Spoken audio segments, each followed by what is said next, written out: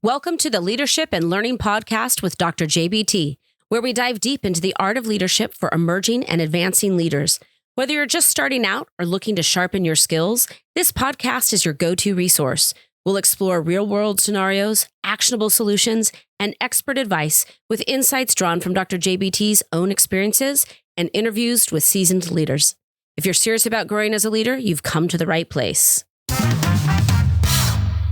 Welcome back to Leadership and Learning with Dr. JBT. Today, we're going to talk about inspiring your team.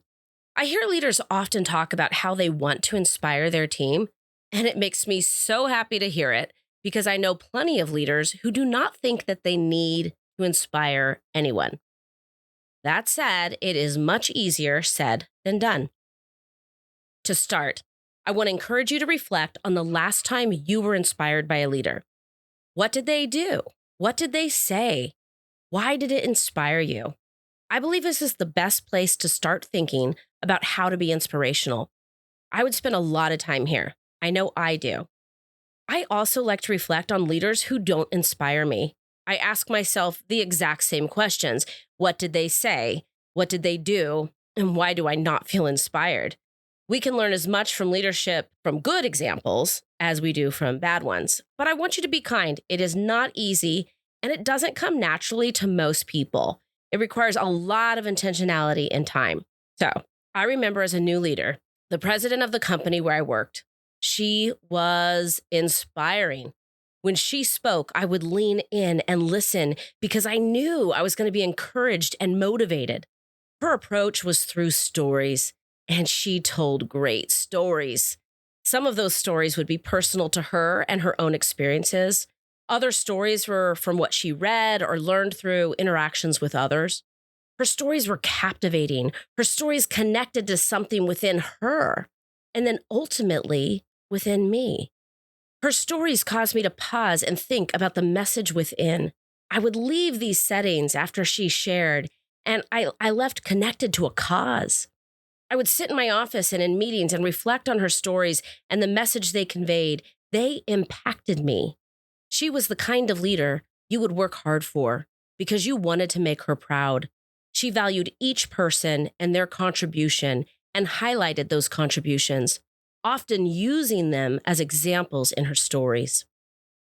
To this day, I don't think I've ever worked for such an inspiring person. She is my aspirant leader. I have said for the last 20 years that when I grow up, I want to lead like her, and I'll probably be saying it for the next 20 years too. So let's fast forward to today. I've been in leadership for a long time, and I like to use her approach. I love telling stories and using them to convey a message. In fact, the past 2 years, storytelling has been on my, quote, area of improvement list. I have been reading books about how to tell stories, watching TED Talks to learn new techniques, and practicing them. It has been an intentional area of focus for me. Going back to the reflection, it is how I was inspired and am still inspired, so I want to include it in my own leadership practices. Actually, the other day, I received a note from a team member. He said, "Jamie, I really appreciate the way you share these stories. It's inspiring. And I was excited about the opportunity to apply this one." Little did he know, but this was a major compliment. I have been working on how to tell stories in a way that can inspire people. His words meant so much. So reflect on what inspires you and then start trying that same approach. I also like to have fun. I'm a leader that likes to have fun, and I love big visions that I can get on board with. When a leader casts a vision well, I'm all in. And if they can make it fun too, I want to be involved even more. So now I reflected on that. How do I apply that same technique? So here's an example. In my job, in my work, the fall is the busiest time of year. We have big goals set, and my team stretches to reach them. People get tired, and that 8-hour day tends to seem more and more packed full. It is an emotional time of excitement, so highs, but also frustration when our efforts don't yield the expected results. So in other words, there's a lot of those ups and downs. Knowing we have stretch goals this year, I worked with the team to set a vision for the next few weeks. We came up with a way to track our goals in a fun way. A road trip. Who doesn't love a road trip, right? We have stops planned along the way to view the sights and get some treats. Hint, hint. Yes, we're serving ice cream at some point. We created a wall of wins where people could thank each other visibly and show their gratitude for the great work that each one of them is doing. It is making a tough stretch for us more fun and with a central focus. Now we're all working toward the same goal and celebrating together. What makes this even better is that two of my leaders took it a step further to inspire their teams. They took the vision and discussed how would it apply to their individual department. One leader created a document and a vision statement specifically for their work and discussed how their work contributes to the goal. Each person on the team has that visual by their computer in the office as a daily reminder of how they are helping the entire division reach the fall goals. Another leader created a tracker so they can visibly see their contribution as a team. They have a mini wall of wins to celebrate successful moments.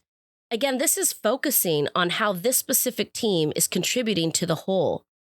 It's also a fun way to talk about progress toward a numeric goal. Numeric goals don't often inspire. What are you attaching them to? These actions get team members energized for the work ahead. And it's not just about those numbers, but a road trip with trackers, with celebration, with wins, and more. People want a vision. People want to be part of something. People want to know how what they do contributes to the goals. People want to achieve. If you want to inspire people, be intentional. Use a story, cast a vision, be enthusiastic. We will talk more in future episodes about inspiring others. For now, reflect on what inspires you. And then I challenge you to go try it with your team. Reflect on what inspires you. Go try it with your team. Inspiring others takes intentionality and time to do the work. Very few of us can come up with something inspiring on the spot. So put in the time, do the intentional work, and inspire your team. You don't have to wait on this one. You can start today. This is Leadership and Learning with Dr. JBT, signing off.